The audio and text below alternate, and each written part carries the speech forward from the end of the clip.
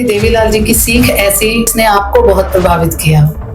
उनकी सादगी और निरंतर उनका लोगों से मिलना, एक आम व्यक्ति की तरह वो बिना बताए किसी गांव में चले जाते थे, किसी भी अपने पुराने परिवार में किसी मित्र के पास, बिना बताए कि हम चाहते हैं चौधरी देवीलाल जो है वो इस पद को सुशोभित करें। जी उन्होंने कहा कि मुझे लोगों ने ताऊ की उपाधि दी है, जी जी जी मैं ताऊ ही रहना पसंद करूंगा। मैं सोचता हूँ कि जीवन में लोग मिलें और मिलने के बाद ये कहें कि यार वाकई में चौधरी देवीलाल के पोते से मिला हूं, तो समझता हूँ जीवन सार्थक है हमारा। चौधरी देवीलाल जी को अगर आप 1 घंटे में या 10 मिनट में डिफाइन करना चाहें तो आप पॉसिबल नहीं कर सकते। ये हमारे परिवार का डे वन से, मेरा भी ऐसा ही नेचर है, कोई आ गया उसकी मदद करनी है। खड़का तोप का या तोए का, किसका खड़का ज्यादा होता है बता। मैं जब भी घर रहता हूँ जी तो मेरे पास लोग सुबह 7 बजे आ जाते हैं। अच्छा। और मेरी आदत है, मैं इंतजार नहीं कराता किसी को। चौधरी देवीलाल जी ने कर्जा माफ किया 10,000 रुपए का। उस वक्त 10,000 बहुत होते थे। कितने लाखों लोगों का कर्जा माफ हुआ, लोग आज भी गीत गाते हैं। इंदिरा गांधी ने जब आपातकाल लगाया तो उसका पहला आदेश था कि देवीलाल और देवीलाल के बेटों को जेल में डालो। कि चौधरी देवीलाल जी को अरेस्ट कर लिया गया और मेरे दादा 19 महीने जेल में रहे। चौटाला साहब और मेरे फादर जी उनको भी पुलिस गिरफ्तार करके ले गई थी। मेरे पिताजी हिसार जेल में रहे, चौटाला साहब भी हिसार जेल में रहे। ओम प्रकाश चौटाला जी की क्या खासियत थी, कोई व्यक्ति उन तक पहुंच गया और उन्होंने कह दिया कि मैं आऊंगा, चाहे रात हो कोई समय हो जाए, उस दिन के अंदर अंदर, उस तारीख के अंदर अंदर चौटाला उनकी हाजिरी लगा। उस दिन रात को मेरे को फोन अनिरुद्ध का गया कि जो साहब नहीं रहे।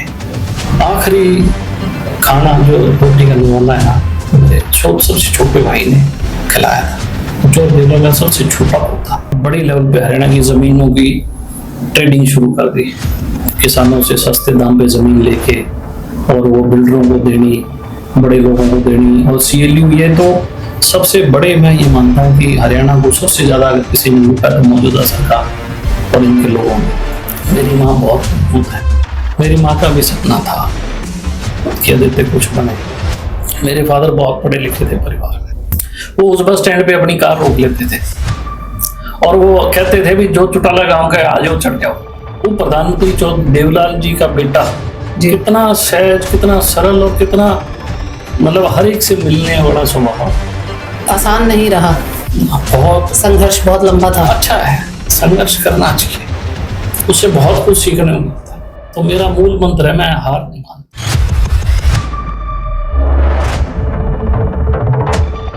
लगातार हम आपको ऐसी शख्सियतों के रूबरू लेकर जा रहे हैं या ऐसी बातचीत कर रहे हैं जो आपके लिए नॉलेजेबल भी हो। और दूसरी अगर हम बात करें कि बहुत सारी बातें हमने सुनी होती है राजनीति के बारे में, तो आज हम बात करने वाले हैं कि 2 बार हरियाणा के CM, उप प्रधानमंत्री रहे देवीलाल चौटाला की अगर हम बात करें, उनके पौत्र जो है आज हमारे साथ मौजूद हैं। सबसे छोटे बेटे उनके जो देवीलाल चौटाला जी के थे, जगदीश चौटाला जी, उनके पुत्र हैं। बात करें राजनीति में कब यहाँ पर आए, और सबसे बड़ी बात, लेगेसी को आगे लेकर जाना सबके लिए आसान बात नहीं होती। तो ऐसे में चौटाला परिवार की अगर हम बात करें, प्रदेश में एक रुतबा रखने वाला परिवार जो है, राजनीतिक रुतबा रखने वाला घराना जो है इसको कहा जाता है। तो आज हमारे साथ आदित्य देवीलाल जी मौजूद है, आदित्य देवीलाल चौटाला जी मौजूद है। उनसे बातचीत करेंगे, जानेंगे कुछ किस्से, जानेंगे देवीलाल जी के बारे में कि क्या उनकी शख्सियत थी, या हम कहें कि घर पर कैसे थे, या फिर उनकी सोच क्या थी हरियाणा के बारे में, और बहुत सारी ऐसी बातें जिनसे अभी भी हम अनजान हैं। तो चलिए आज के इस पॉडकास्ट की शुरुआत करते हैं और आप सभी से भी अनुरोध है लगातार जो है हमारे साथ बने रहे। नमस्कार सर, बहुत बहुत स्वागत है आपका। नमस्कार, बहुत बहुत धन्यवाद आपका। सबसे पहली बात तो सर दिमाग में यही आती है कि लेगेसी लेकर चलना। उप प्रधानमंत्री के पौत्र हैं आप, जगदीश चौटाला जी के बेटे हैं आप, और बाकी भी अगर हम बात करें आपके चाचा की, ताऊ की, तो लगातार जो है राजनीति में सक्रिय रहे वो। तो क्या लगता है कि ये थोड़ा सा टफ था या आसान था आपके लिए? देखिए, मैं ऐसा मानता हूँ कि एक राजनीतिक परिवार से ताल्लुक रखने पर एक अपने आप ही स्वाभाविक तौर पर एक इंटरेस्ट डेवलप हो जाता है। जिस तरीके का वातावरण घर में हो, लोग आते हैं, मिलते हैं, अपने काम कहते हैं, तो बचपन से ही मैं देखता आ रहा था। और जिस तरीके से चौधरी देवलाल जी आमजन की सुनवाई करते थे, और जब वो व्यक्ति उनसे मिलके बाहर आता था, हम लोग मैदान में बाहर कहीं खेलते थे और वो बैठता था, तो उनकी जो बातें सुनते थे कि बहुत भला काम हो गया, आदमी के अंदर एक संतुष्टि का भाव आता था जी, जी। कि उसकी सुनवाई होगी, उसे न्याय मिला है। तो ये बहुत अच्छा लगता था कि वो चौधरी देवलाल के बारे में एक अच्छी सोच लेके, अच्छी विचार प्रकट जब लोग करते थे, तो ऐसा लगता था कि एक जन सेवा चल रही है। जी, हर व्यक्ति का भला, तो सोचते थे कि बड़े होंगे तो कम से कम हम लोग भी उसी नाते आम जनता का भला करने की कोशिश करेंगे। तो मैं मानता हूँ कि शुरू दिन से ही, डे वन से ही जी। परिवार में माहौल ही ऐसा था। बट आपने बहुत लेट शुरुआत करी। जगदीश जी आपके फादर साहब जो है वो बहुत जल्दी जो थे, हम कहे कि छोड़कर चले गए इस दुनिया को। तो बात करें तो तब आपकी उम्र क्या थी तकरीबन? 21 साल का हुआ। 21 साल। तो टफ नहीं रहा कि इन सब बातों के बीच में जो है आपको जो फादर साहब, क्योंकि बाप का हाथ सर पे होना बहुत बड़ी बात होती है, बहुत बड़ी बात होती है। तो ऐसे में आपकी मदर ने किस तरीके से ये सब कुछ मैनेज किया? और बात करें आपके 2 भाई और भी हैं, तो किस तरीके से आपने उस चीज को देखा, क्योंकि आप बड़े भाई थे उस टाइम? देखिए, मैं समझता हूँ कि वाकई में जब पिता का साया सिर पे ना हो तो बहुत दिक्कत आती है, खास जी। तौर पे जो लोग गांव में बसते हैं या शहर में बसते हो। पिता एक बहुत मजबूत आवाज होती है जी, जो ये हमें दुनिया में किस तरीके से लड़ना है, जी, खड़ा होना है अपने पैरों पे, उसका एहसास होता है। मेरी माँ बहुत मजबूत है, बहुत मजबूत है, और उन्होंने हमें पाला तीनों, बहुत टफ टाइम देखा है, लेकिन सपने बहुत बड़े थे। राजनीति में मेरी इच्छा थी कि मैं आऊं। मेरे फादर बहुत पढ़े लिखे थे परिवार में। जी, उन्होंने पंजाब यूनिवर्सिटी से MA in English and MA in Asian history कर रखी 1968 में। ओह, और चौधरी देवलाल जी उस टाइम चेयरमैन थे खादी बोर्ड के। जी, और मेरे फादर अंग्रेजी में चौधरी देवलाल की कोई भी चिट्ठी थी वो लिखते थे, और ड्राइविंग करते थे, साथ रहते थे अपने पिता के साथ। और कोई भी काम होता था, बड़ी चौधरी साहब मेरे पिता के जुम्मे लगाते थे कि भी ये ऐसे काम करना है, तो मेरे फादर साहब साथ में यूनिवर्सिटी में पढ़ते भी थे और वहां रहते थे। हर एक का सपना होता है, हमारा बड़ा परिवार है जी, सब मेरे अजीज हैं, मेरे बहुत प्यारे हैं। तो हमारी भी सोच थी कि हमारे परिवार में से भी कोई एक व्यक्ति राजनीति में आए। जी, जी, कि बाकी सारे परिवारों के लोग राजनीति क्षेत्र में थे, कोई एमएलए बना, कोई मुख्यमंत्री बना, कोई एमपी बना। जी, जी, लेकिन मेरी माँ का भी सपना था कि आदित्य कुछ बने। और कई दफा वक्त जो होता है, या विधि कह दो, कि वो एक समय तय करती है, उससे वक्त से पहले शायद कुछ मिलता नहीं किसी को। मैं 2002 में चुनाव की तैयारी कर रहा था। मेरे पिता का देहांत 1999 में हो गया था, और 2002 में एक हल्का था सालावास, जी, जो कि हरियाणा के रोहतक का एक हिस्सा था। आज उसको वो कोसली में कन्वर्ट हो गया, क्योंकि प्री सिमन के बाद जी, जी, जी, कोसली विधानसभा बन गई। मैंने सालावास विधानसभा से तैयारी की थी, लेकिन उस समय क्या परिस्थितियां थी और थी अलग चीजें हैं, मुझे मौका नहीं मिला चुनाव लड़ने का। और चूंकि मेरे भाई छोटे थे जी, और राजनीति में पैसा बहुत लगता है, मेरे पास पैसा नहीं था। तो मैंने सोचा कि तेरे पास जो कुछ है, अगर तेरा चुनाव में लग गया तो फिर आगे मतलब हालात क्या होंगे। तो मैंने चुनाव नहीं लड़ पाया। मेरे मित्र थे, मेरे दोस्त थे वहां के, उन्होंने मेरे को बड़ा इंसिस्ट किया कि तू इलेक्शन लड़। और वो बहुत से दोस्त तो मेरे साथ आज भी जुड़े हुए हैं पारिवारिक तौर पे। जी, मैंने आज तक जितने मित्र दोस्त बनाए हैं, मेरा दोस्त मुझसे कभी बिछड़ा नहीं। और अगर कोई भूल चूक से बिछड़ भी गया तो मैं कभी रात को सोया नहीं जब तक मैं उसको राजी करके मना के ना लाऊं। जी। मेरी प्रवृत्ति एक अलग है। मैं जिसके साथ रिश्ता रखता हूँ, एक पारिवारिक रिश्ता रखता हूँ। बट चौटाला के बारे में जैसे ही बात आती है तो एक दिमाग में बात आती है, बहुत ही दबंगाई वाले जो है वो राजनीतिक घराना है, दबंग है, या हम कहें कि कुछ एक के बारे में कहा जाता है काफी उग्र हो जाते हैं, बहुत गुस्से वाले हैं। ऐसा नहीं है, अपनी जबान के पक्के हैं जी।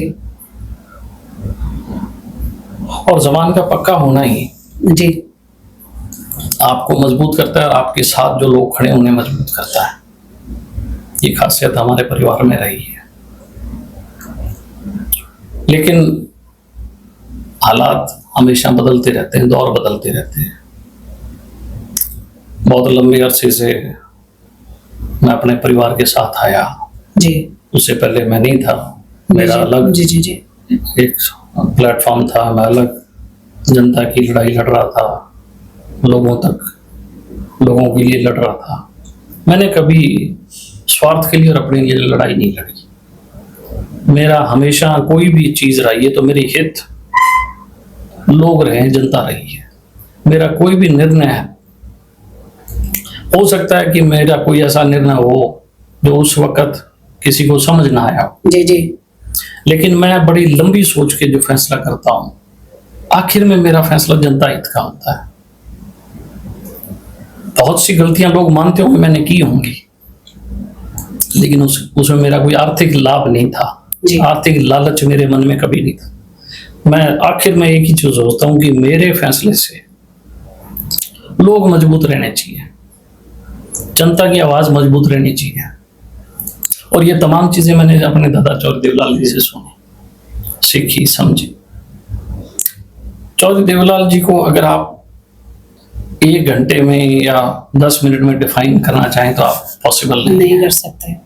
चौधरी देवलाल तो एक बहुत बड़ा ग्रंथ है, एक बहुत बड़ा अध्याय है जिसको आप पढ़ते पढ़ते थक जाओगे, लेकिन उसको परिभाषित करना उनको असंभव है। जात पात से ऊपर, धर्म से ऊपर, गरीब के साथी, भोले व्यक्ति के, मतलब एक बच्चे के भी साथी चौधरी देवलाल थे। कोई ऐसा किस्सा? बिल्कुल, मेरे को, मैं एक छोटा सा किस्सा, मैं चौधरी देवलाल जी के साथ चौटाला गांव से जी हम लोग सिरसा जा रहे जी, टाटा सुमो गाड़ी थी चौसा के पास। मैं टाटा सुमो में पीछे बैठा, आगे की सीट पे चौधरी देवलाल बैठे। दोपहर की, गर्मियों के दिन थे, दोपहर को 3 बजे उन्होंने कहा कि सिरसा चलना है। अच्छा। चौटाला से चले तो एक बीच में गांव आता है गंगा, काफी बड़ा गांव है, बिश्नोई सिख बहुले गांव है। गांव के बच्चे स्कूल जो है गांव के फिरनी पे है और वहीं बड़ा मैदान है, उस मैदान में बच्चे खेल जी।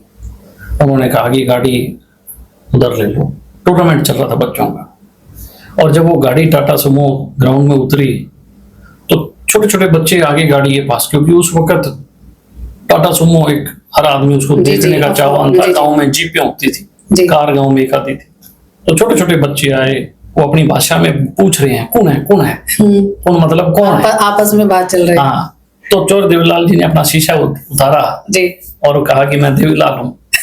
तो वो जैसे ही शीशा उतारा उन्होंने मुंह निकाल के कहा मैं देवीलाल हूँ, तो बच्चे थोड़ा सहम गए जी कि एकदम इतना, क्योंकि वो जानते नहीं थे जी। तो फिर कभी सुना है क्या, देवीलाल को देखा है? तो बच्चे शर्मा गए, तो उनसे पूछने लगे कि तुम दोपहर में खेल रहे हो? बोले जी हमारा टूर्नामेंट रखा हुआ है। तो ठीक है, तो पीछे उनके साथ एक व्यक्ति था जो उनका पीएस जी जी हो गया, 500 रुपए दे इन बच्चों। तो उन्होंने 500 रुपए निकाले और बच्चों को दे भी तुम खेलो।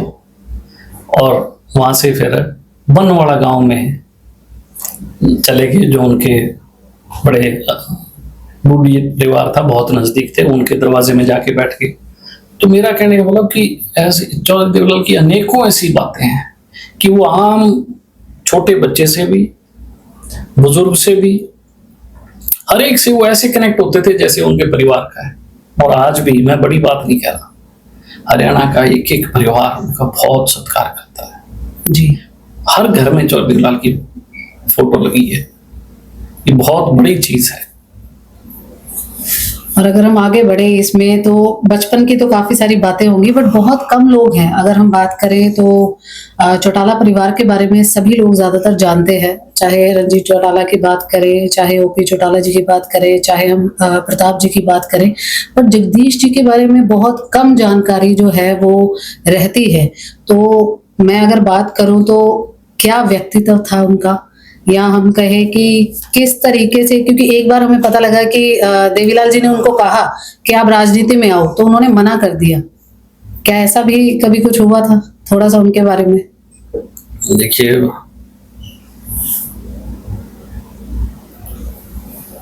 मेरे पिता बहुत अच्छे थे।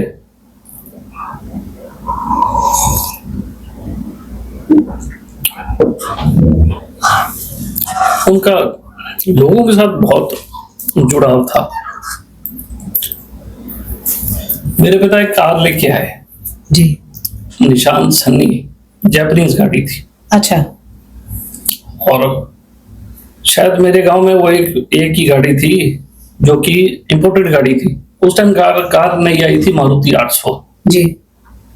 तो मारुति 800 के लिए मोहल्ला इकट्ठा होता था देखने के लिए। बड़ी छोटी सी थी, लोग ऐसे बात करते थे कि डिब्बी जैसी है। जी जी जी। और लोग उसको साबुनदानी बोल देते थे जी। कि साबुनदानी जैसी कार है, क्योंकि पहले एम्बेसडर होती थी, बड़ी गाड़ी जीपें बड़ी थी जी। तो मारुति नई गाड़ी आई तो मेरे फादर जो है वो एक कार लेके आए निशान सन्नी। आप मान के चलो कि हमारे गांव में किसी की भी शादी होती थी जी, वो मेरे घर आता था जी। और मेरे फादर को कहता, जगदीश मेरे लड़के की शादी है और तेरी कार चाहिए। अच्छा जी। हाँ। और मेरे डैडी खुद गाड़ी चला के खुद उसके बच्चे की शादी, उसकी बारात में जाना। अच्छा, पहले एक चीज और होती थी, बारात अगले दिन आती थी। अब तो जो शादियां हैं, हाँ, अगले दिन अब सुबह शादी होती है, शाम को घर होती या रात को शादी है तो रात को ही वापस। पहले एक दिन रुका करते थे। तो मेरे फादर खुद गाड़ी लेके जाते थे, सारा कुछ फेरे वगैरह करके वहां रुकते थे, अगले दिन आते थे। अच्छा। तो मुझे ऐसा लगता था और मैं कहता था कि डैडी आप क्यों जाते हो जी? बोला नहीं, वो जो है वो मेरा दोस्त है। अच्छा। तो उन्होंने गांव में कभी किसी को मना ही नहीं किया। आप कभी जिंदगी में आपको कभी गांव में आने का मौका मिलेगा चौटाला, तो आप पूछना। मेरे डैडी संगरिया जाते थे, उनको ताश खेलने का बड़ा शौक था। अच्छा जी। तो वो संगरिया जाके ताश खेलते थे। जब वो वहां से आते थे तो संगरिया के अंदर एक बस स्टैंड है जी, उसको बोलते हैं टिब्बी बस स्टैंड। टिब्बी। अच्छा। वहां से एक टिब्बी शहर है, उसको बस जाती है। वो उस बस स्टैंड पे अपनी कार रोक लेते थे और वो कहते थे भी जो चौटाला गांव का है आ जाओ, चढ़ जाओ। अच्छा। हाँ, तो बहुत से कॉलेज के बच्चे भी जी वो कार में चढ़ जाते थे और वो अपने खिड़कियां खोल ले। पीछे बड़ी उसकी हैचबैक थी गाड़ी जी जी, बड़ी डिग्गी थी जी। वो डिग्गी में भी बिठा लेते थे, भाई इसमें बैठ जाओ, ओपन करके जी। और वो चौटाला गांव तक उनको लेके आते थे जी। भी आते हुए खाली जा रही है, इतना ही डीजल लगेगा जी जी। तो वो अपने साथ बच्चों को बिठा लेते, स्कूल के कॉलेज के। मुझे आज भी गांव में मिलते हैं कि भाई अंकल जी के पास गाड़ी थी और हम तो संगरिया से अंकल की गाड़ी में बैठ के आते थे।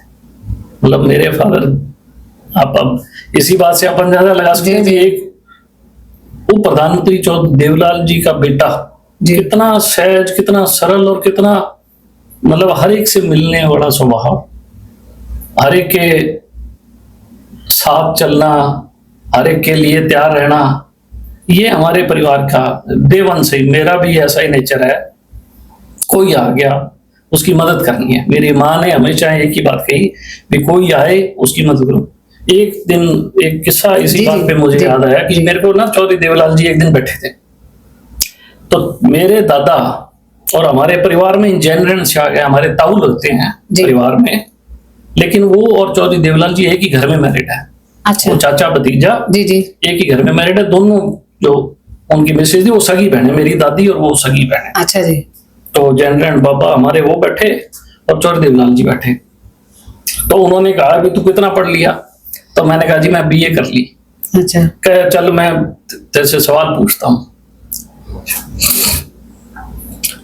खड़का तोप का या तोए का, किसका खड़का ज्यादा होता है बता।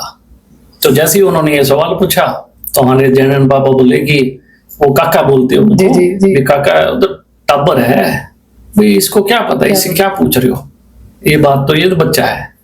बोले ना ये बीए पढ़ लिया, इसको पता तो होना चाहिए। तो मेरे को कहे लाडी बता तोप का खड़का के तोए का। तो मैं चुप रहा, मुझे इस बात का पता ही नहीं था ये पहेली क्या है इसकी। जी। तो उन्होंने कहा कि जब तोप चलती है तो वो एक ही बारी बहुत बड़ा उसमें आवाज होती है, Blast होता है। ब्लास्ट, और लोगों के कानों तक पहुंच जाती है। लेकिन जो तोवा चलता है, घर का तोवा जो चूल्हे पे, जी जी।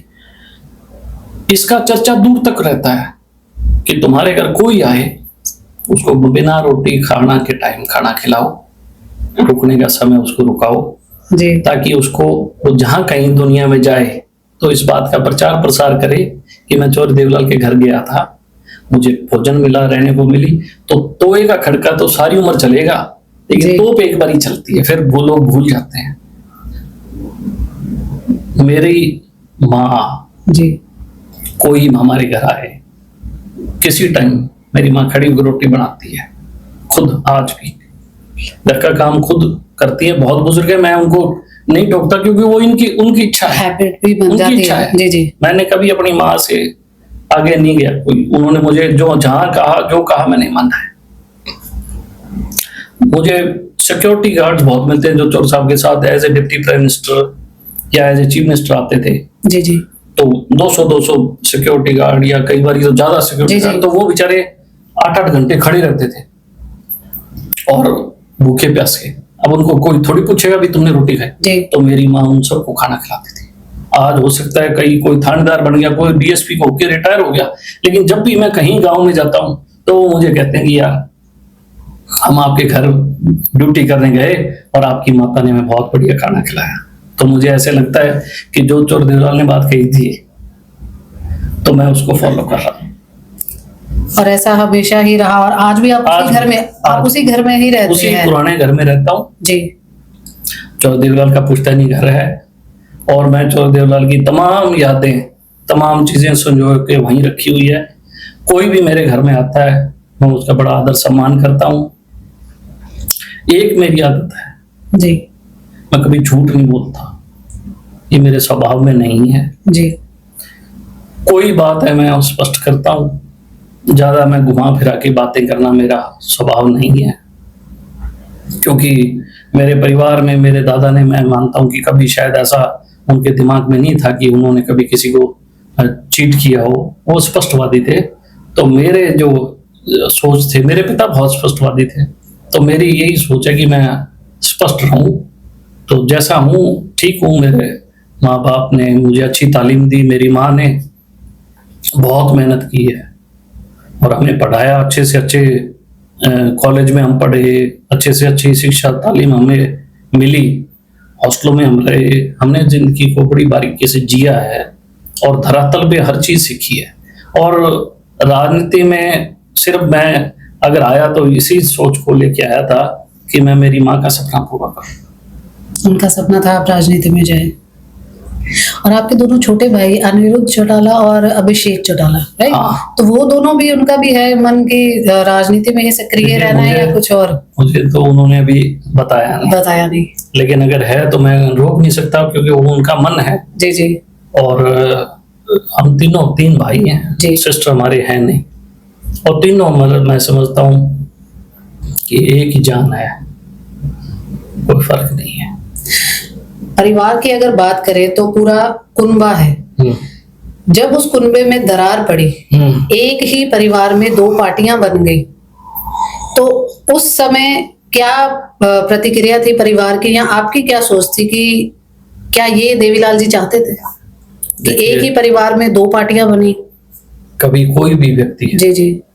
एक माँ और बाप कोई भी हो, अगर उनके 2 या 3 बेटे हैं, अगर वो अलग होते हैं कोई नहीं चाहता कि उसका बच्चा लग जाए।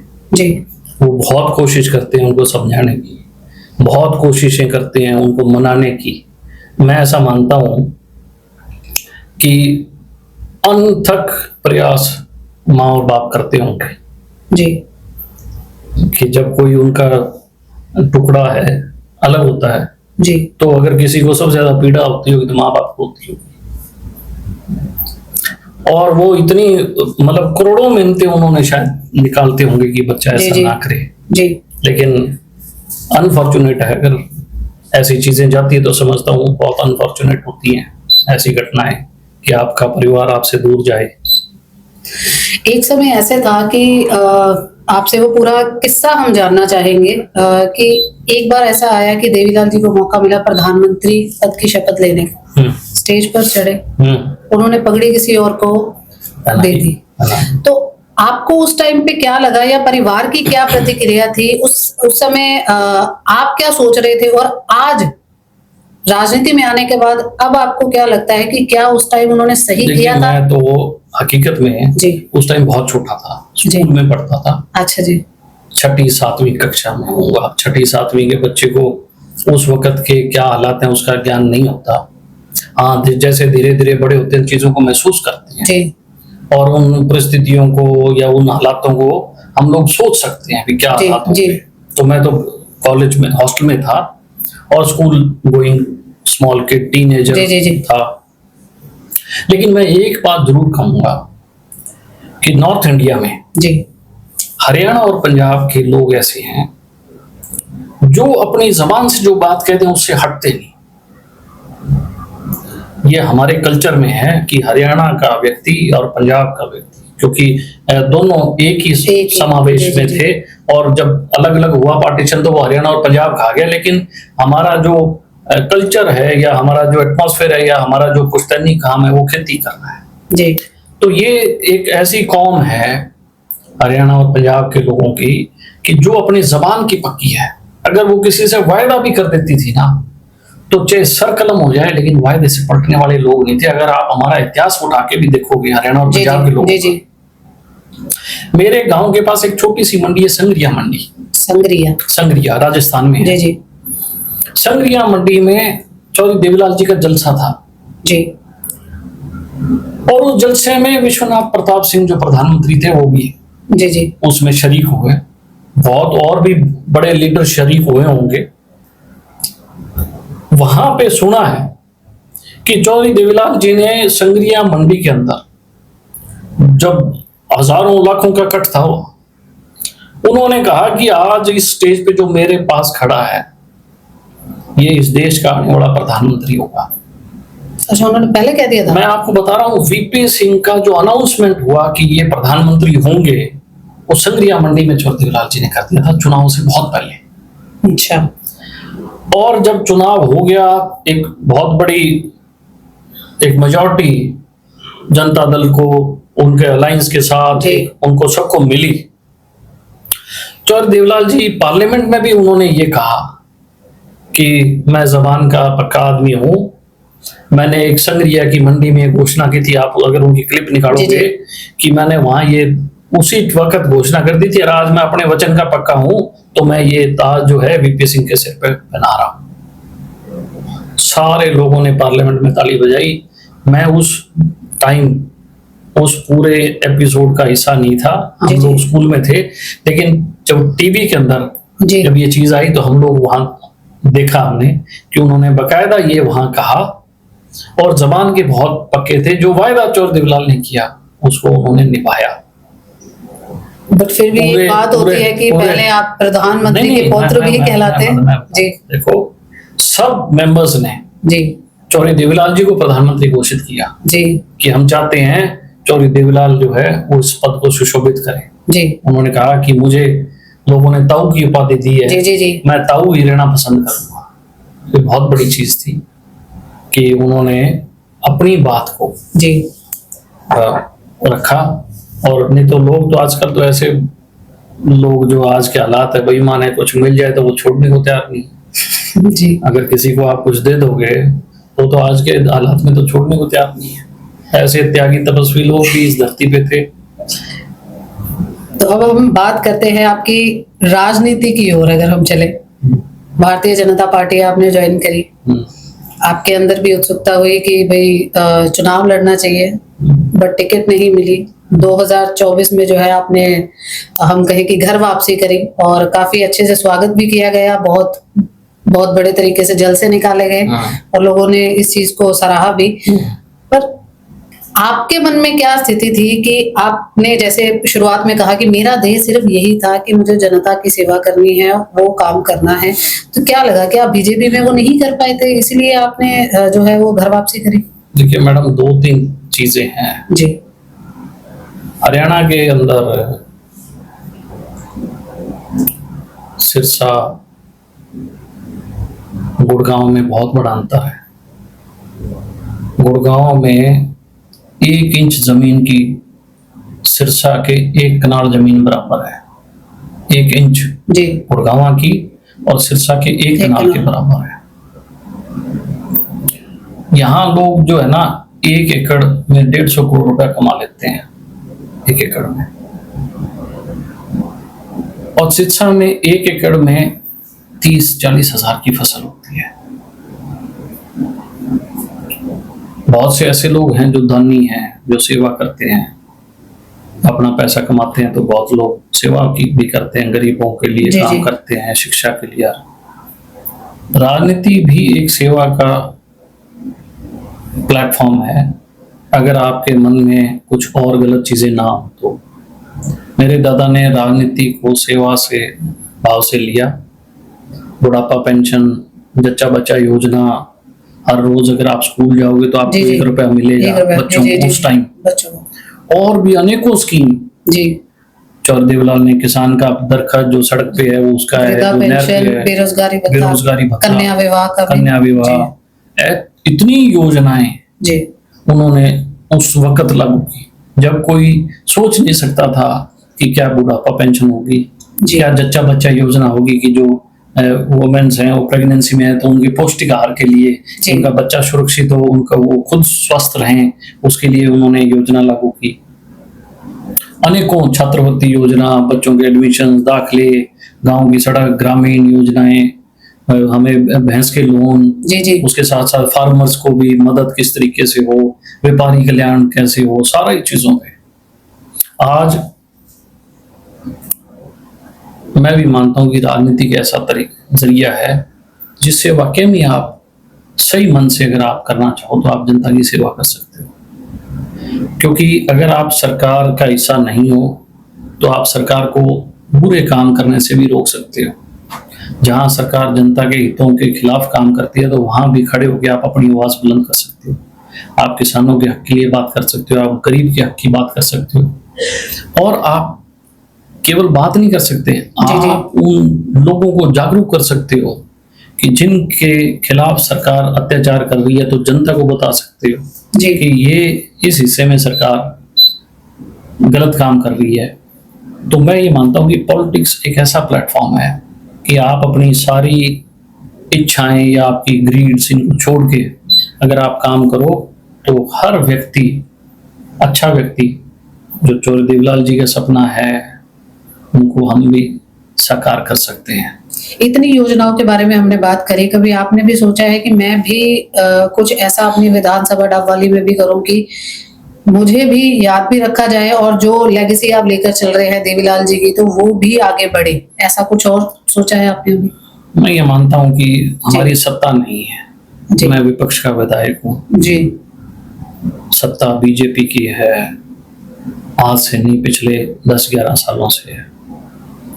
मैंने एक सवाल विधानसभा में लगाया था जब हमारा बजट सेशन था जी कि मुझे ये बताया जाए माननीय मुख्यमंत्री जी कि हरियाणा में कितने किसानों पे कितना कर्जा है। हमारा बजट सेशन चल रहा था, मुख्यमंत्री अपना बजट सेशन जो है वो पढ़ के सुना रहे थे, तो हरियाणा के ऊपर लाखों करोड़ों रुपए का कर्जा उन्होंने बताया कि 2,52,000 करोड़ रुपए कर्जा जो है हम पे है। उसके बाद उन्होंने क्वेश्चन आवर्स में मेरे क्वेश्चन की बारी आई। मुख्यमंत्री ने बताया कि हरियाणा में 27 लाख किसानों पे 60,000 करोड़ का कर्जा है। जी मैंने खड़ा होकर उन्हें एक बात कही कि जब ओम प्रकाश चौटाला जी की सरकार थी 99 से 2004, हरियाणा में कर्जा था 27,000 करोड़ का। उसके बाद कांग्रेस की सरकार आई, 10 साल कांग्रेस की सरकार रही, 9 साल, 9 साढ़े 9 साल के अंदर चुनाव हो गया। वो 27,000 करोड़ जो है वो 17,000 करोड़ में तब्दील हो गया। 2014 से लेके अब तक बीजेपी की सरकार है। 70,000 करोड़ से 2,52,000 करोड़ रुपया। मैंने कहा जी ये 2,52,000 करोड़ रुपया कौन भुगतेगा? हरियाणा की सारी जनता, अंदर जो 90 विधायक हैं वो, और उसके साथ हरियाणा की तमाम जनता को उतारना पड़ेगा जी, in the form of taxes या कोई लायबिलिटीज हैं, समय के हिसाब से हम पे डलेगी तो हमें उतारना पड़ेगा जी। आप ने ऐसी क्या योजनाएं बनाई हैं जिस योजना के तहत 27 लाख किसानों के ऊपर जो 60,000 करोड़ रुपया कर्जा है जी, वो कैसे कम हो? पिछले 11 साल से आपकी सरकार है। क्या आप ये नहीं मानते कि किसानी वर्ग में सारी बिरादरियां हैं, सभी धर्म है, मुसलमान भी खेती करता है, जी जी, हिंदू भी खेती करता है, सिख भी खेती करता है, ईसाई भी खेती जी करता है। उनके लिए हमने ऐसी क्या योजना बनाई? सरकार बिल्कुल ब्लैंक थी, उनके पास कोई धरातल पे ऐसी योजना नहीं थी। तो मैंने कहा एक काम करो जी, जहां ये 2,52,000 करोड़ है, 60,000 करोड़ रुपया और कर्जा कर लो, कम से कम इन 27 लाख किसानों को कर्जे से बाहर निकाल दो। जहां हमें 2,52,000 करोड़ भरने हैं वहां 60,000 करोड़ रुपए भर लेंगे, कम से कम हम 27 लाख परिवारों को कर्जे से बाहर निकाल लेंगे। कर्जे से जी जी। चौधरी देवीलाल जी ने कर्जा माफ किया 10,000 रुपए का। उस वक्त 10,000 बहुत होते थे। कितने लाखों लोगों का कर्जा माफ हुआ, लोग आज भी गीत गाते हैं। लेकिन मैं मानता हूं ये सरकार किसानों का काम नहीं करना चाहती, ये पूंजीपतियों का लाखों करोड़ों कर्जा माफ एक कलम में कर देती है, बैंक डूब जाते हैं। लेकिन किसान को सहूलियत ना मिले इस पे काम करती है।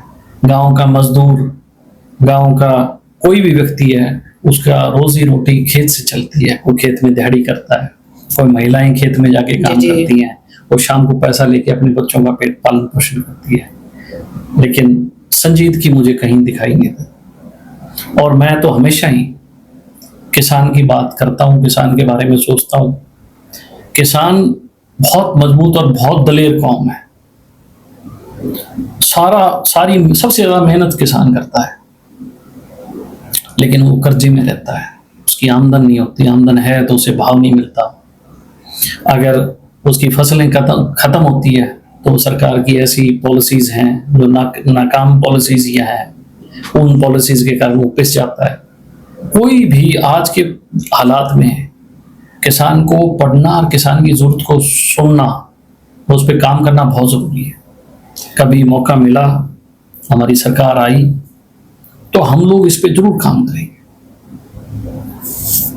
बट अभी मेरे इलाके में बेरोजगारी बहुत है।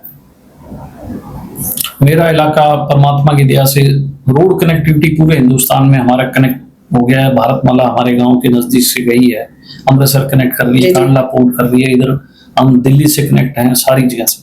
वहां पे अगर इंडस्ट्री आती है, चाहे एग्रो बेस इंडस्ट्री आ जाए या किसी भी तरीके की, तो मैं समझता हूँ कि हमारा वहाँ के इलाके का जो यूथ है विकास होगा, उनको एम्प्लॉयमेंट मिलेगा। पढ़ा लिखा नौजवान है, वो कभी गुड़गांव काम के लिए आ रहा है, कभी वो हिमाचल में बद्दी जा रहा है, कभी वो किसी अन्य राज्यों में जा रहा है जहाँ वो 10,000 15,000 रुपए का काम कर रहा है, लेकिन वो अपने घर पैसा नहीं भेज पा रहा।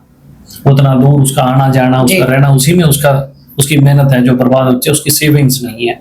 तो सरकार से मैंने ये भी दरख्वास्त की थी कि आप उस इलाके में भी इंडस्ट्री लेके आओ, रिबेट्स तो वहां पे सहूलियत दो ताकि जितने इंडस्ट्रियलिस्ट है वो वहां जाए। अगर उनको कोई रिबेट या सहूलियत होगी तभी इलाका विकसित होगा। तो देखो, हम लोग आदित्य जी, आप युवा की बात कर रहे हैं, तो युवा आजकल जो सबसे ज्यादा फंसा हुआ, या हम कहें कि सबसे ज्यादा जो उसको खराब कर रहा है, वो है नशा। तो अगर हम डब वाली की बात करें, सिरसा की बात करें, आए दिन केसेस ऐसे मिलते हैं कि बच्चे इंजेक्शन लगाकर यहाँ पड़े हुए दिखाई दिए, यहाँ दिखाई दिए। तो उसके लिए क्या आपकी सोच क्या है? बहुत बुरा है जी, मेरे इलाके में, मेरे खुद के गांव में नशे से बहुत बच्चे मरे हैं। कई इलाकों में बहुत डेथ हुई है नशा ओवरडोज के कारण। मैं जब गांव में जाता हूँ तो हर गांव में महिलाएं मिलती हैं हमें, तो उनकी एक ही पुकार है, भाई साडे पिंडों नशा खत्म करो। और हालात ये है कि मैं ये सोचता हूँ कि नशा बिक कैसे रहा है? बिना प्रोटेक्शन के कभी नशा नहीं बिकता। सरकार चाहे तो एक दिन में हवा सांस बंद कर देती है। अभी एजिटेशन चला है जो किसान का, जी सरकार कितना उसको दबाने पे लगी हुई थी, हालांकि वो तो कोई ऐसी चीज नहीं थी जिसको हम गलत माने।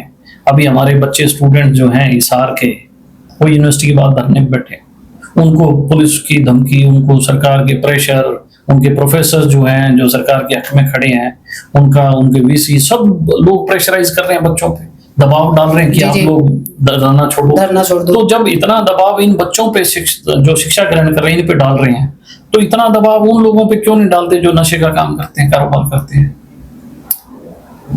मेरे सरसा जिला में एक पंजाब की एएसआई पकड़ी गई महिला, जो नशा लेके आती थी बेचने हैं। अच्छा। अब आप एक बड़ी मजेदार चीज है जी, कि कोई पुलिस का अफसर अगर वो किसी अन्य राज्य में नशा बेच रहा है तो क्या पुलिस वालों को पता नहीं होगा? वो तो ऑब्वियस ही बात है। जी जी। अब वो क्यों पकड़ी गई? अब पुलिस वाले कहते जी हमने पकड़ी, तो तुम तो पहले भी पकड़ लेते। वो तो इतना कहीं ना कहीं वो पैसे के लेन देन उनमें कोई खटास आई होगी, उन्होंने सोचा इसको पकड़ लो। अब जब तक वो उनका ठीक चल रहा था तब तक खूब नशा बिक रहा है, और नशा अभी भी बिक रहा है। वो तो एक पकड़ेगी और पता नहीं कितने लोग बेच रहे होंगे। सरकार को बड़ी संजीदगी से, गंभीरता से इस बात को लेना चाहिए। लेकिन विडंबना है कि आज इनके खुद के मंत्री हैं, इनके जितने विधायक हैं, ऑफ द रिकॉर्ड वो ये बात बोलते हैं कि हमारी कोई सुनता नहीं, ना थानेदार सुनता है, ना तहसीलदार सुनता है, और ना कोई दरबारी सुनता है। तो हालात जो आज हरियाणा के हैं वो राजनीतिक तौर पे, जब सत्ता पक्ष ऐसे बोलता है कि हमारे अधिकारी नहीं सुनते, कुछ अटपटा सा नहीं लगता?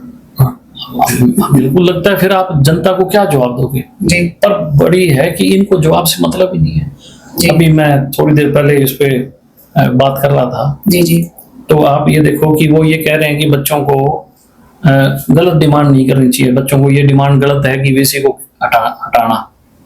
आप ये देखो लाठीचार्ज वीसी करा रहा है जी, तो बच्चे तो वीसी को हटाने की डिमांड करेंगे जी। अब बच्चे ये थोड़ी कहेंगे कि जो बाहर गेट कीपर खड़ा है इसको हटा दो। अरे वो बच्चे एमफिल, पीएचडीज, अपनी बहुत बड़ी डिग्रियां कर रहे हैं, उनकी सोच ये थोड़ी है कि वो बेचारे किसी गरीब की तरफ फोन नहीं करेंगे भी ये गेट कीपर मारा है। वो तो ये कहेंगे जो इस यूनिवर्सिटी को चला रहा है उसकी रिस्पॉन्सिबिलिटी बनती है, उसको हटाना चाहिए, जो रिस्पॉन्सिबल चेयर पे उसको हटाओ। जब आपातकालीन लगा था तो उस ड्यूरेशन में जो है ये कहा गया था कि जो सुनने में आया सूत्रों के माध्यम से कि इंदिरा गांधी जी ने कहा था कि हरियाणा में चौटाला परिवार बहुत ज्यादा, हम कहें कि मजबूत है, तो इनको उठाओ पहले। तो उस टाइम जो है रणजीत चौटाला जी को छोड़कर शायद सबको जेल में, देखिए कारावास में डाला गया था। मेरे दादा चौधरी देवलाल जी हमेशा से अन्याय के खिलाफ लड़ने वाली सोच रखते थे जी, और उन्होंने, इंदिरा गांधी ने जब आपातकाल लगाया तो उसका पहला आदेश था कि देवीलाल और देवीलाल के बेटों को जेल में डालो। मेरा तो जन्म भी 77 में हुआ है, 75 की बात है, पर मेरे जो फादर या मुझे जो परिवार से सुनने को मिला वो ये था कि चौधरी देवीलाल जी को अरेस्ट कर लिया गया और मेरे दादा 19 महीने जेल में रहे पूरे आपातकाल के दौरान। चौटाला साहब और मेरे फादर जी, उनको भी पुलिस गिरफ्तार करके ले गई थी। मेरे पिताजी हिसार जेल में रहे, चौटाला साहब भी हिसार जेल में रहे। हमारे परिवार में चौधरी प्रताप सिंह, चौरंजीत सिंह वो नहीं रहे, वो घर का सारा कुछ देख रहे थे जी जी। लेकिन हमारे परिवार से 3 सदस्य उस टाइम आपातकाल में इंदिरा गांधी के जो इंदिरा गांधी जातियां कर रही थी जी, उन जातियों को झेल रहे थे। और जैसे ही आपातकाल हटा, चौधरी लाल फिर सक्रिय हुए और हरियाणा के अंदर उन्होंने 77 में फिर सरकार बनाने का काम किया, मुख्यमंत्री की कुर्सी को सुशोभित किया और जनता की सेवा में जुटे। आपकी क्या सोच है युवाओं के बारे में कि जिस हरियाणा की हम बात करते हैं वो हरियाणा कैसा होना चाहिए युवाओं के लिए? देखिए, मैं तो एक ही बात कहना चाहूंगा कि आज हरियाणा को जो बीजेपी की सरकार है उसने खोखला कर दिया है जी। हरियाणा वाकई में एक एक इंच जमीन हरियाणा की अमूल्य है और इन्होंने बहुत बड़े लेवल पे हरियाणा की जमीनों की ट्रेडिंग शुरू कर दी। किसानों से सस्ते दाम पे जमीन लेके और वो बिल्डरों को देनी, बड़े लोगों को देनी। और सीएलयू, ये तो सबसे बड़े, मैं ये मानता हूँ कि हरियाणा को सबसे ज्यादा अगर किसी ने लूटा तो मौजूदा सरकार और इनके लोगों ने। कहीं पे भी हरियाणा में इन्होंने ऐसी जगह नहीं छोड़ी जहां ये कॉलोनियां ना काटी और प्लाट ना बेचे और बड़े सस्ते दामों पे ले लेके। अभी एक इंसिडेंट हुआ पानीपत में, जी। एक किसान अपनी जमीन नहीं दे रहा था, इन्होंने वहां बदमाश भेजे, उस पर पेट्रोल छिड़क के उसे आग लगा दी, उसे जिंदा जला दिया गया, उसको पूरा दबाव दिया गया कि अपनी जमीन बेच, वो मना करेगा तो उसे मार दिया गया और आज तक कोई कार्रवाई नहीं। उस केस को दबाने की कोशिश अभी भी की जा रही है कि किसी तरीके से इस केस को दबाओ। हरियाणा में मैंने बहुत सरकारें देखी जी। पर ऐसी बर्बरता और इस तरीके की लोगों पे अन्याय करना और कत्लेआम करना, मैंने अपनी जीवन में, मेरी उम्र 49 साल होगी, मैंने कभी ऐसी घटना नहीं सुनी, पहली घटना है। आप इसी से अंदाजा लगा सकते हो कि हरियाणा के अंदर क्या लूट चल रही है। मैं एक दिन अंग्रेजी का अखबार पढ़ रहा था, उसमें डीएलएफ ने एक फ्लैट बेचा 190 करोड़ का, 3 कमरों का फ्लैट 190। तो आप उससे अंदाजा लगा सकते हो कि कितनी ज्यादा जमीनें इन लोगों ने लोगों से छीनी होगी और उनके किन दामों पे इन्होंने बेची होगी, कितना अनथक पैसा इन्होंने कमाया होगा और किस लूट पे आज भी लगे हुए हैं। हम क्या सोचेंगे? ये तो खोखला करके छोड़ देंगे हरियाणा। जब हम आप नौजवान की बात करें, इनके तो ना तो इनके दिमाग में जवान है, ना इनके दिमाग में किसान है, ना इनके दिमाग में नौजवान है। महिलाओं की आबरू लूटी जा रही है, जगह जगह रेप और महिला पे अत्याचार की घटनाएं सामने आ रही है। अभी शराब के ठेके छूटे, जी जी। एक गैंगस्टर ने कह दिया कि अगर कोई इस सर्कल को भरेगा तो मैं उसे मार दूंगा। आप मानो कि उस सर्कल को किसी ने छुआ दी। 1100 ठेकों में से 350 ठेके किसी ने लिए नहीं, क्योंकि गैंगस्टर्स ने वहां पे ऐलान कर रखा था। 3 लोगों की अग्रवाल समाज के सेठ थे, उन तीनों को तो शूट कर दिया गया, मार दिया गया। ऐसा हरियाणा में कभी नहीं था। किसी वक्त में ऐसा यूपी में और इन इलाकों में हुआ करता था, जो हालात आज हरियाणा की हो गई है। किस लिए? कि अंधे हो गए पैसे कमाने पे। एक ही चीज दिमाग में है कि किसी तरीके से पैसे आ जाए, चाहे कोई करना पड़े। तो बदमाशी, गुंडागर्दी, आज तो हर एक आदमी को डर लगता है सड़क पे चलते हो। अभी आपने कहा कि इनके खुद के लोगों की पुलिस नहीं सुनती, तो सारा हरियाणा किसके हाथ में है? अफसरों के हाथ में चला गया। जो जैसा करे कर सकता है, कोई जवाबदेही नहीं है, कोई पूछने वाला नहीं है। तो अभी जनता तो बेचारी क्या करे? मुझे लग रहा है जनता तो इंतजार कर रही है कि पर लोग परमात्मा के आगे हाथ जोड़ रहे हैं कि कभी दोबारा वोट पड़े, उन वोटों में कोई हिसाब किताब जनता करेगी। कभी ऐसा हो सकता है कि चौटाला परिवार फिर से एक हो जाए? देखिए, वक्त बहुत बलवान होता है जी। वक्त कब क्या करा दे किसी को नहीं कह सकता। और कई बार ये लोगों की, जनता की इच्छाएं, जनता की भावनाएं जो हैं, वो परमात्मा की भी इच्छा हो जाती है। देखो वक्त क्या करेगा आगे। दिन त्योहार में कभी मिलते होंगे तो कभी ऐसा कोई कॉन्फ्लिक्ट या कोई झगड़ा वगैरह नहीं होता कि जब आप सारे बैठते हैं, संतुलित रहता है सब? सब लोग बड़े अपने बड़े की इज्जत करते हैं। जी। हम लोग भी अपना बड़ा, हमारा कोई, हम पैर के हाथ लगाते हैं। फिर बड़ा भाई भी है तो बाप समान है हमारे। जी। तो ऐसा कहीं नहीं है कि ठीक है, राजनीतिक विचार, राजनीतिक सोच अलग हो सकती है, मतभेद हो सकते हैं, पर तुलना भी करने शुरू हो जाते हैं लोग कि नहीं ये आगे बढ़ गए, ये अभी पीछे ही हैं। मैं ये कहता हूँ कोई आदमी किसी से आगे नहीं बढ़ता। उसका आचरण, उसका स्वभाव, उसके कर्म उसको आगे लेके जाते हैं। व्यक्ति, सब इंसान एक बराबर हैं, चाहे वो कोई परिवार का है चाहे आम व्यक्ति है, उनके आचरण स्वभाव ही उन्हें महान बनाते हैं। चौर देवीलाल भी अपने आचरण से, अपने स्वभाव से उन लोगों में आज उनके प्रति श्रद्धा है। ओम प्रकाश चौटाला जी के मेहनत से, उनके कार्यकर्ताओं के साथ उनका किस तरीके का रिश्ता था, वो भी उनको महान बनाता है। ओम प्रकाश चौटाला जी में मैं एक छोटा सा किस्सा बताना चाहूँगा। मैं एक बार झज्जर गया, जब मैं सालावास की तैयारी कर रहा था, तो झज्जर एक प्रेस रिपोर्टर थे, वो मेरे बड़े अच्छे उस वक्त के दोस्त थे। तो उन्होंने एक किस्सा बताया कि वो चौर देवीलाल ओम प्रकाश चौटाला जी के बड़े एडमायरर थे, उनको बहुत पसंद किया करते थे। तो नया नया उन्होंने जर्नलिज्म शुरू किया, तो उन्हें जितने भी उनके सहपाठी थे जो उनके साथ जर्नलिज्म कर रहे थे, पत्रकार बंधु, वो उन्हें सब लोग चौटाला चौटाला कहा करते थे। अच्छा, ये हाँ भाई चौटाला, क्योंकि वो चौटाला के भगत थे जी। हाँ भाई चौटाला साहब क्या हाल है। तो वो अपना नौजवान लड़का था 20-21 साल का, और वो माँ बाप ने उनका रिश्ता तय कर दिया। तो उन्होंने कहा भी तेरा तो रिश्ता तय कर दिया, बोले तेरी शादी होगी, तेरी शादी में चौटाला आएगा। तो वो बोला जी आएगा। अब ना वो चौटाला साहब को जानता और ना उसको चौटाला साहब जानता। तो उसने देखा कि ये तेरे सारे कोलीग्स हैं और सभी पत्रकार हैं, अब तेरी शादी की रख दी और फलानी तारीख है, अगर उस तारीख को चौटाला साहब ना आए तो ये लोग तो तेरे मखौल उड़ाएंगे। जी जी, हर रोज इकट्ठा बैठना जी जी। वो बस चढ़ा, वो ओम प्रकाश चौटाला जी के पास अपनी शादी का कार्ड लेके चला गया। अच्छा। और उसने कहा कि ये मेरी शादी है जी, और आपको आना है, मैं आपका बहुत बड़ा भगत हूँ जी, अगर आप ना आए तो सारे पत्रकार मेरा मजाक उड़ाएंगे और मुझे तो चौटाला ही कहते हैं। जी जी। तो चौटाला साहब ने वो कार्ड अपने पास रख लिया। अब उसकी शादी का दिन आ गया, सुबह उसने खाना पीने के लिए अपनी सब पार्टी कर दी गांव में, और गांव में उसकी बारात, वो लोग उसके शादी में जा रहे हैं और खाना खा रहे हैं। हमारे समाज में क्या है, जब शादी होती है तो एक ही दिन लगन आता है, क्योंकि कुंडली के हिसाब से दिन तय होते हैं, ये दिन शुभ है तो वो शुभ सारे समाज के लिए होता है। तो उस दिन बहुत शादियां थी।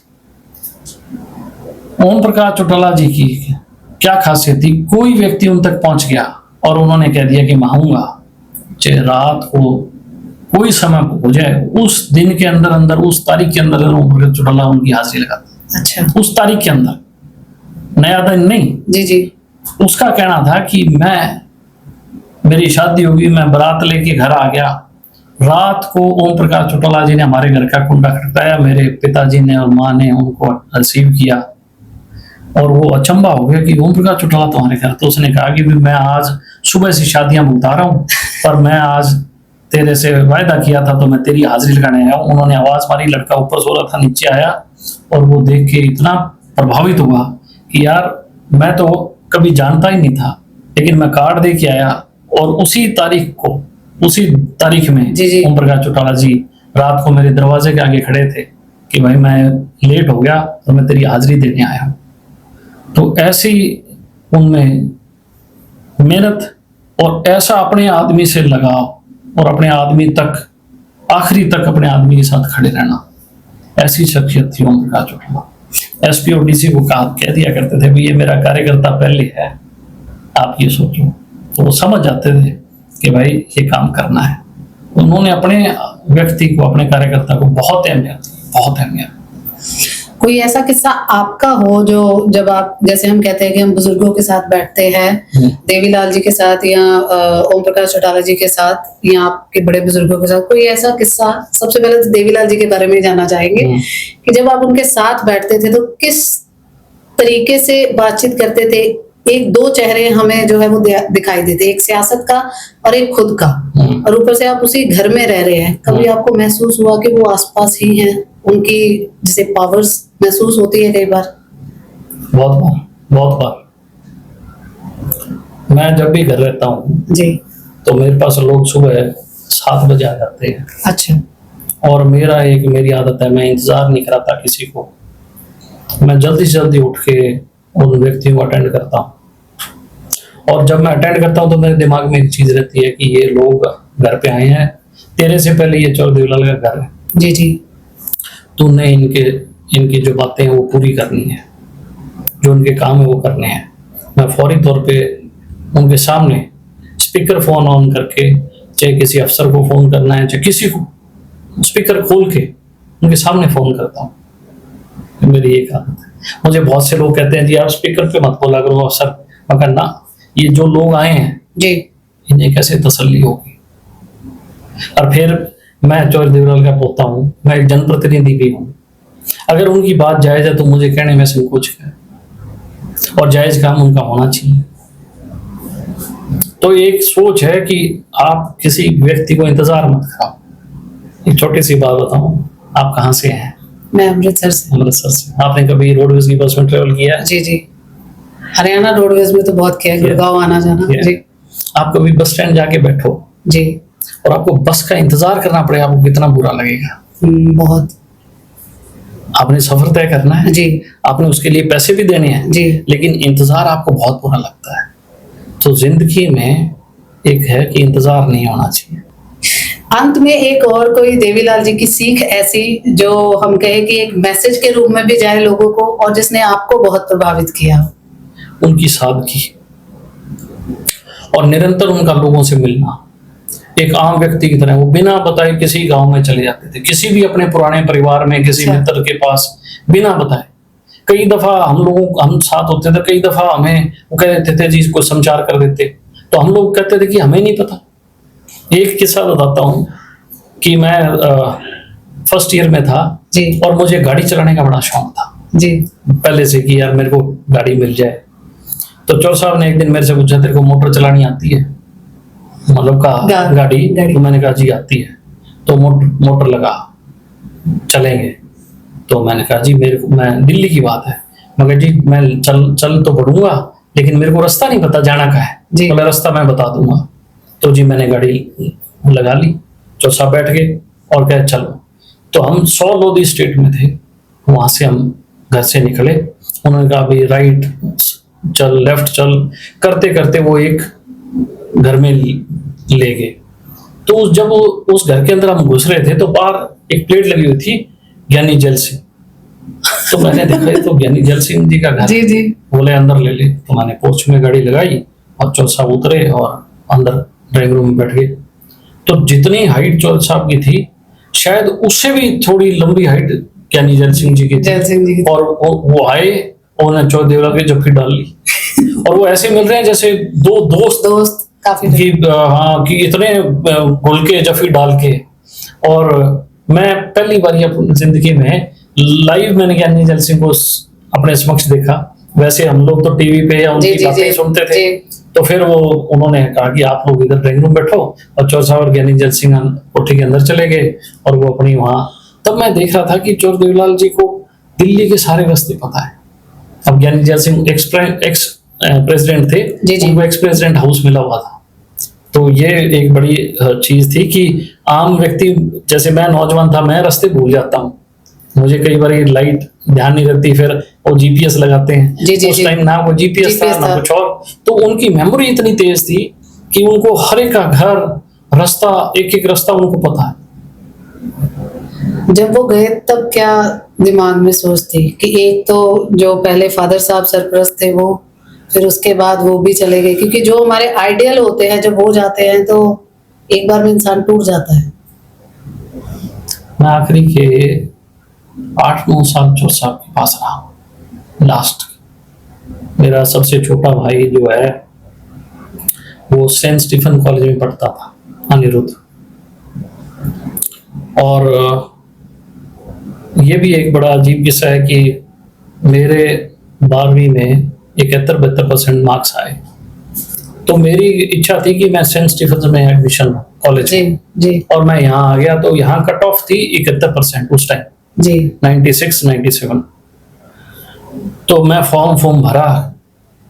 तो मुझे ये था कि मैं उसको कट ऑफ, क्योंकि उससे मेरा फालतू ही नंबर थे, तो मेरा सिलेक्शन उस टाइम क्लियर हो जाएगा। लेकिन मैंने देखा मेरे भाई छोटे हैं और वो चंडीगढ़ में रहेंगे। तो चंडीगढ़ का एक ऐसा, लोगों में एक चर्चा थी कि लड़के बिगड़ जाते हैं, स्मोकिंग पे या शराब के ऊपर चले जाते हैं। उस टाइम ऐसा नशा तो और कुछ था नहीं। तो मैंने अपना सपना उस टाइम रोक लिया कि छोड़ भाई दिया। तू मत कर, तू अपने भाइयों को संभाल, क्योंकि पिता मेरे थे नहीं। तो मैं अपने भाइयों को संभाला।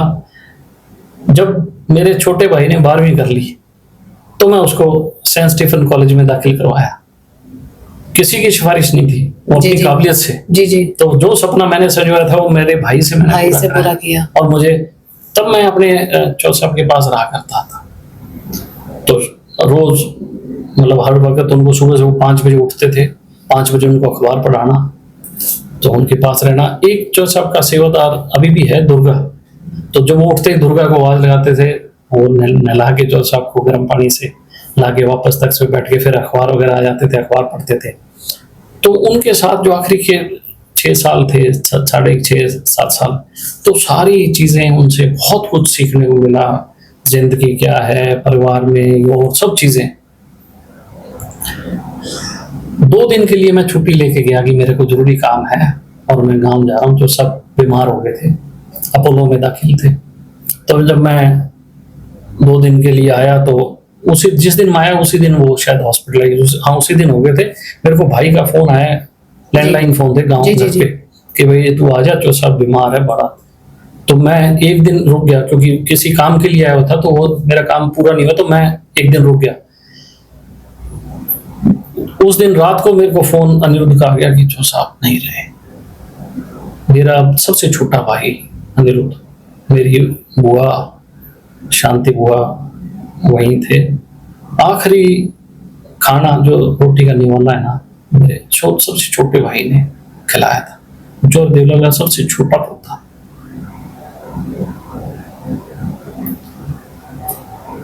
फिर जिंदगी हार्ड होगी, टफ होगी। और फिर जिंदगी में माँ ऐसी थी जो हमेशा मजबूत करती थी, और फिर जिंदगी को धीरे धीरे धीरे धीरे लड़ा, चलते रहे और बढ़ते रहे, और आज आपके पास है। ये आपके सफर हम बहुत- कहे कि आसान नहीं रहा, बहुत संघर्ष बहुत लंबा था। अच्छा है, संघर्ष करना चाहिए, उससे बहुत कुछ सीखने को मिलता है। जिस व्यक्ति ने संघर्ष ना किया हो, मैं समझता हूँ उसे जिंदगी की अच्छी और बुरी चीजों का कभी एहसास और आभास नहीं होता।